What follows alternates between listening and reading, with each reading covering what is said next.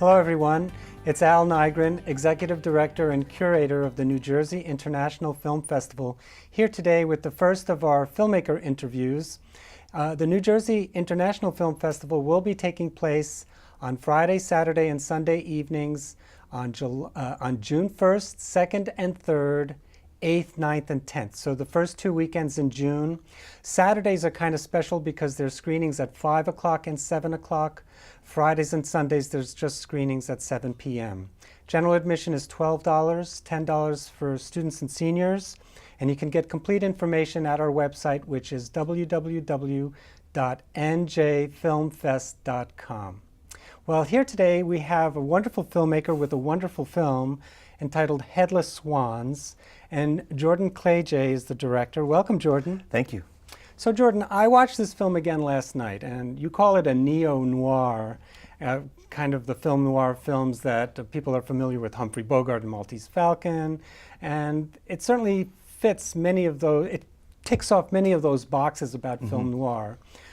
Why call it a neo-noir? And tell us a little bit about the film. Right, well, it's kind of where a lot of the influences, both stylistic and story-wise, came from.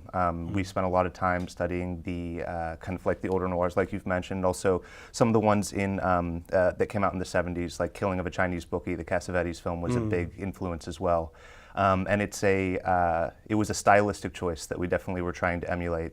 And then story-wise, we're following a private detective who makes his living off of exposing extramarital affairs, which is kind of, almost like a trope of that genre. But our kind of twist on it was that he kind of gets off on viewing the destruction of the relationships that he investigates. Yeah, he's a troubled man.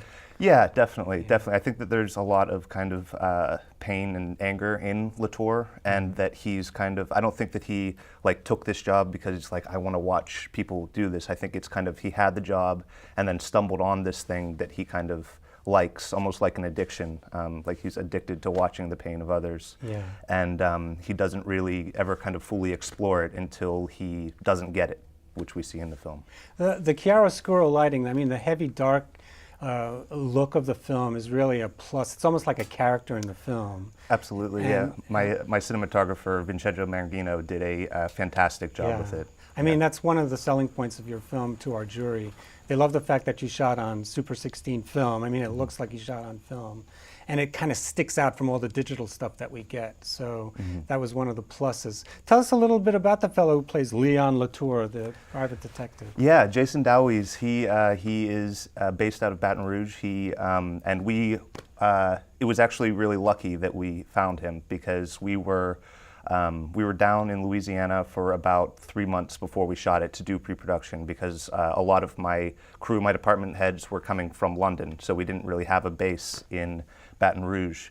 And we just kind of sent out a couple casting calls, and we set up shop in a library meeting room in St. Francisville, Louisiana, and just kind of saw a rotating door of people. And it did get to a point where we were worried that we weren't going to be able to find the right person.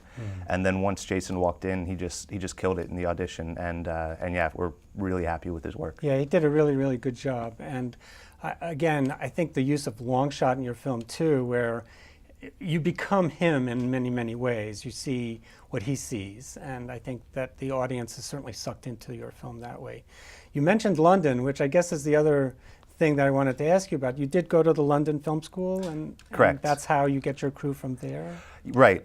So the crew that I had, I was lucky enough to, everybody kind of says the film crew became a family. So it's almost a cliche to say at this point, but I was working with my, my very good friends that I'd known and worked with in the past during my time at the London Film School, and we were excited to kind of come over here and do this under my production company's name, Farther From Zero Films. So this is your first film outside of school? Correct. Yeah. Correct. And what are your plans from here on out after this film? Well, I guess the dream would be to, we want this to get a really strong showing at festivals, and I'm working on the screenplay for a feature version of it, because I definitely want to continue to play in this world. Like Leon Latour is still very much in my head. Yeah, and, you really get the sense that you're just starting in many ways. And even though you get to see three instances and three different situations, and you mix it up really nicely. And folks, you absolutely have to come and check out this wonderful film, which is actually the very first film we will be screening, and that's a very prestigious spot. And so we're very happy to have it. congratulations. Oh, and your film also won Best Short Film. Best Louisiana live action short. Yeah, just last so weekend. congratulations. So it's already an award winner. And so we're going to be screening this on Friday, June 1st, first film, right at 7 o'clock in our state-of-the-art facility, which is Voorhees 105, which is located at 71 Hamilton Street, which is on the College Avenue campus of Rutgers University. A block away from the New Brunswick train station, there's university lots available for folks to park in. So please come and join us. And thank you so much for your time, Jordan. Thank you very much. We really look forward to screening your film. I look forward to being there. But if there's one thing I've learned in this business, it's this. If you think your spouse is faithful, you might be right. But if you think your spouse is cheating, you're definitely right.